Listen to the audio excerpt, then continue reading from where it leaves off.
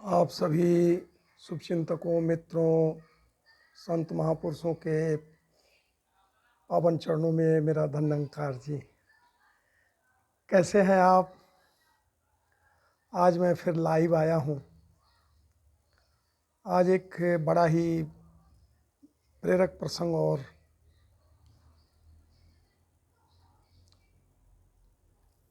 छठ पर्व क्यों मनाते हैं।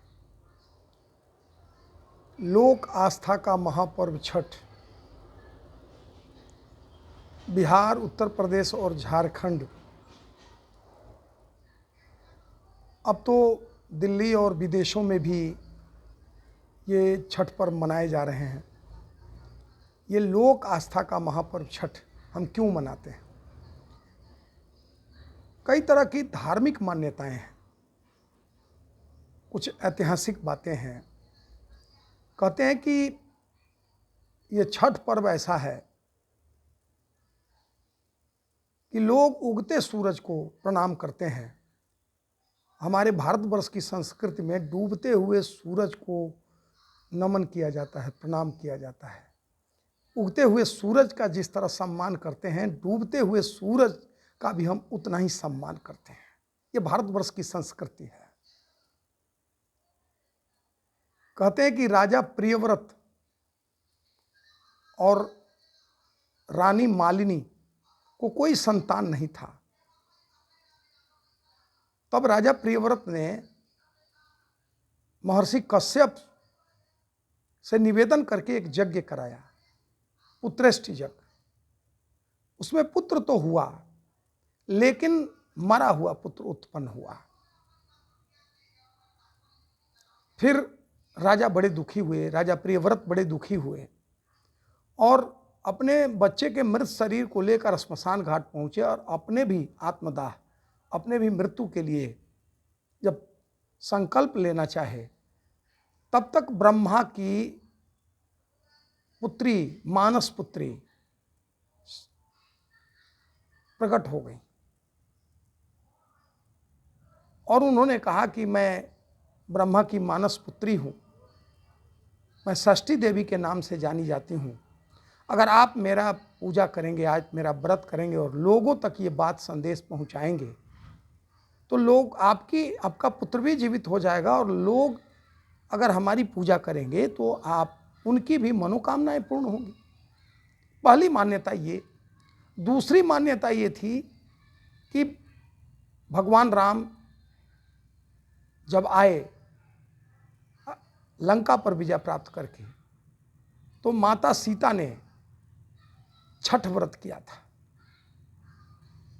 तीसरी लोक मान्यता यह है कि द्रौपदी, महाभारत में द्रौपदी ने भी ये छठी मैया का व्रत किया था, जिससे पांडवों के अपने राज्य वापस लौट आए। और भी कारण है कि माना जाता है कि कर्ण सूर्य के पुत्र हैं। ये सभी जानते हैं कि कर्ण सूर्य के पुत्र हैं, इसलिए कर्ण जो है रोज गंगा जल में पूरे अर्ध शरीर को में प्रवेश करके और रोज सूर्य को अर्घ देते थे। मतलब ये सूर्य के उपासना का पर्व है। और ब्रह्मा की ये मानस पुत्री षष्ठी देवी जो छठी मैया हैं, ये सूर्य देव की बहन भी लगती हैं। तो ये भाई बहन का पर्व भी है। और कर्ण जो है वो सूर्य देव के पुत्र हैं, तो अपने पिता के भी उपासना कर रहे हैं, पूजा कर रहे हैं और सूर्य देव की भी पूजा कर रहे हैं। कहते हैं कि भागलपुर एक जगह है जो अंग देश के नाम से जाना जाता था, जिसे मित्रता में दुर्योधन ने कर्ण को समर्पित किया था। और कर्ण ने ये सूर्य का व्रत रखा, ये छठ व्रत रखा था, षष्ठी मैया का व्रत किया था। द्रौपदी ने महाभारत काल में किया था, जिससे पांडवों की राज वापसी हुई। लोग संतान उत्पत्ति के लिए, संतान के कल्याण के लिए, दीर्घायु होने के लिए छठी मैया की पूजा करते हैं, छठी मैया का व्रत 6 दिनों तक दीपावली के कार्तिक शुक्ल के 6वें दिन 6वें दिन डूबते हुए सूर्य को अर्घ्य देते हैं और सप्तम तिथि को 7वें दिन सुबह का भी उगते हुए सूरज को भी अर्घ्य देते हैं। और सबसे बड़ी बात जो ये है, ये 5 तत्व का जो शरीर है, इसमें ये जो छठी मैया है, ये जो आत्मा है, ये परमपिता परमात्मा से मिलने का, आत्मा रूपी दुल्हन परमात्मा रूपी पिया से मिलने की उपासना करती है। ये 5 तत्व के शरीर में जो छठी ये आत्मा है, ये परमात्मा से, अपने प्रियतम परमात्मा से मिलने का ये व्रत है। ये आध्यात्मिक पहलू है।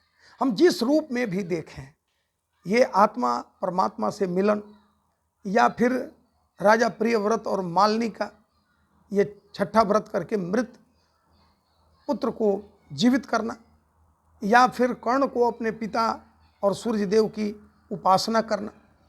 कहते हैं माता सीता ने मुंगेर जिला में उनके चरण चिन्ह हैं, उन्होंने 6 दिन रहकर ये छठ व्रत किया था। तो कई मान्यताएं हैं।